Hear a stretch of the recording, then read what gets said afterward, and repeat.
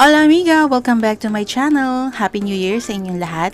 Today, I'm going to try some tricks on how to make our foundation transfer-proof and long-lasting. I learned these tricks from Smita, the one that I followed from YouTube.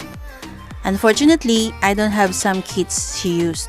So what I did is, ginamit ko na lang kung ano yung meron ako. And without further ado, let's begin! To begin with, gumamit muna ako ng soothing gel from Lux Organics. Bale, nilagay ko siya sa ref and then saka ko siya minasage sa aking face. Very calming and soothing ang kanyang pakiramdam. In order to make our makeup long-lasting, kumuha lang ako ng isang maliit na block ng ice. Then, massage ko lang siya sa aking face.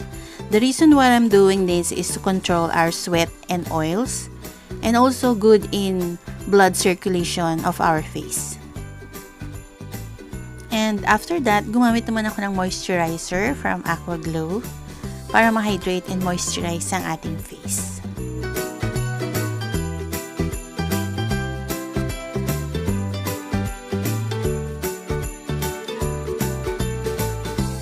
And one of the most important part of the steps is to prime your face. So I use Blur Primer from Sassy Lady. What do primers do is to fill in your pores, to fill in your fine lines, to make it a smooth texture.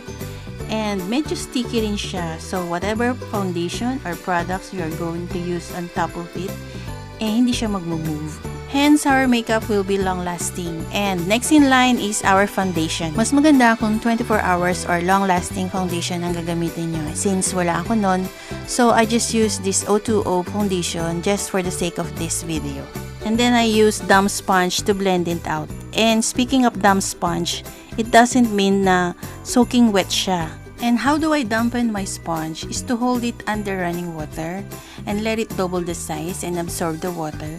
Then squeeze tightly to remove excess water. Pero meron pa rin siyang excess water na hindi ko matanggal. So what I did is place it in a dry towel and then squeeze it tightly. So that's the time na ready na yung ating sponge.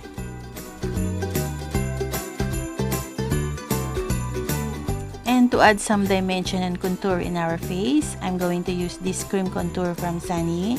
And I'm going to blend it out with top kabuki brush.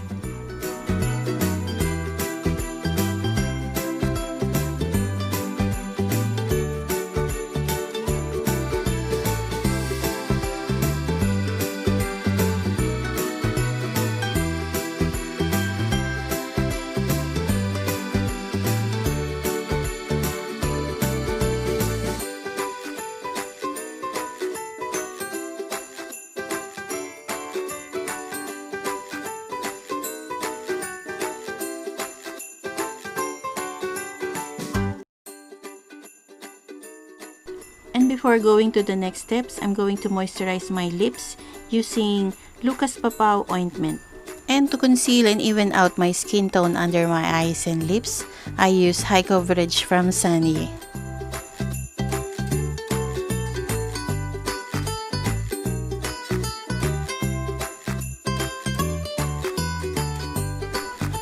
Then I blend it with the same damp sponge that I used a while ago.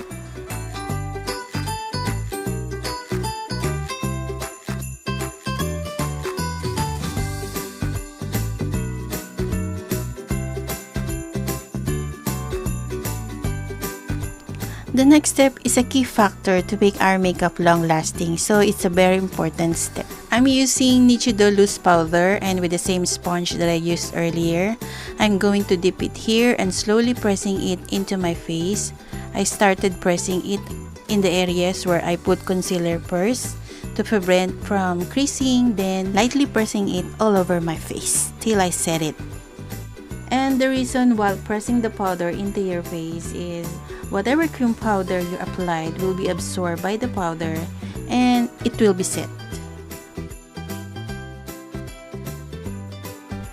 Next is to add some definition and contour in our face. So I'm going to use this contour and blush palette from Detail. And then I use this shade to add some warmth into my face. Pwede nyo namang skip ang steps na to, pero ako, choice ko lang din na maglagay din.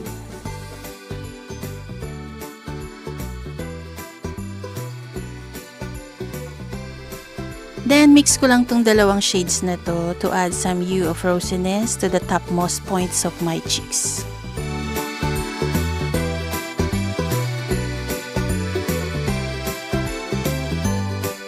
For highlighter, I'm going to be using EB Advanced Glow Out Highlighter and I'm going to place it to the highest planes of my face. Again, this is optional. Pwede nyo namang skip ang step na to.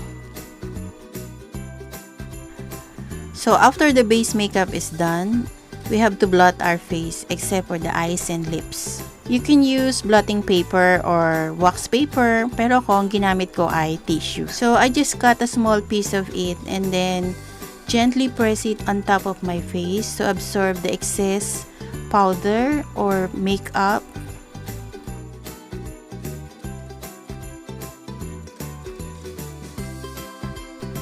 Hindi lang masyadong kita sa camera pero merong konting brown stain sa ibabaw ng tissue.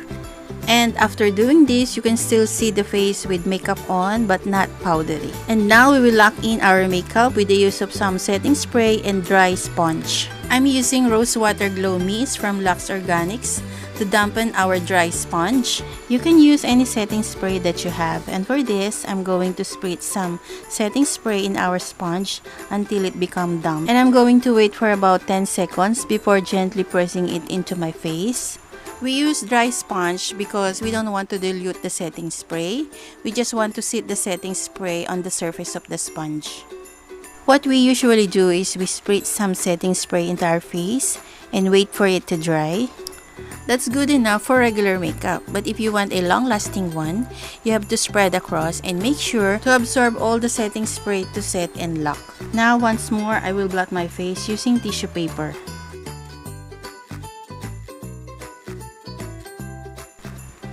Now, let's compare the two tissues.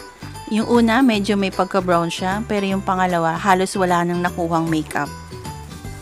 So, I'm just going to put on some lipstick and mascara and I'll be right back.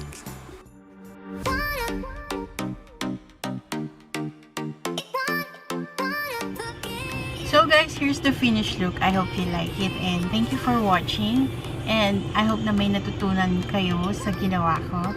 And medyo matagal lang siyang gawin. Pero mas magaan siya sa mukha, hindi siya mabigat dalhin. And para kang walang makeup.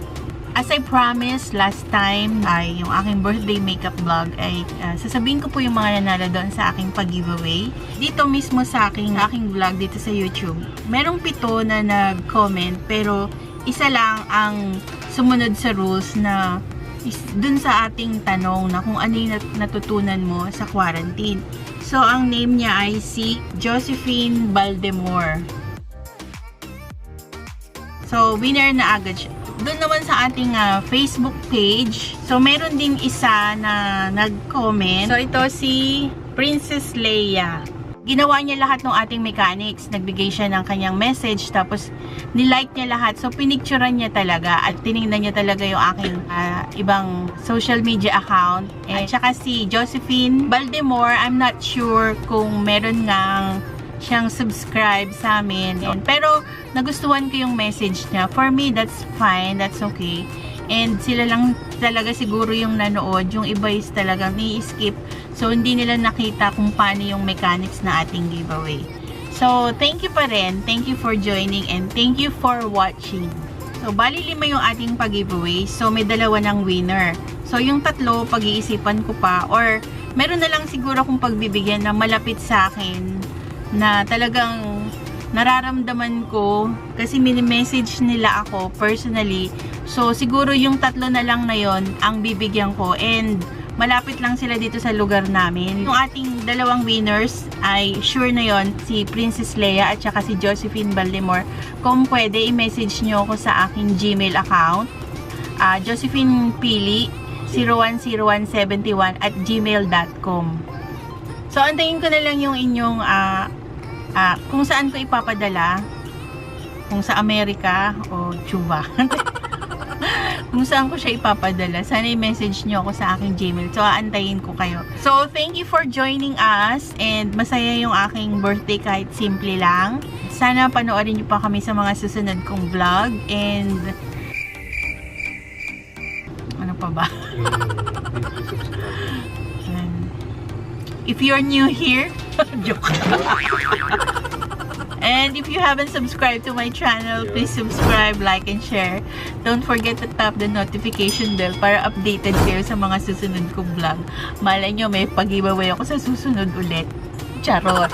So, see you on my next vlog, guys! Bye!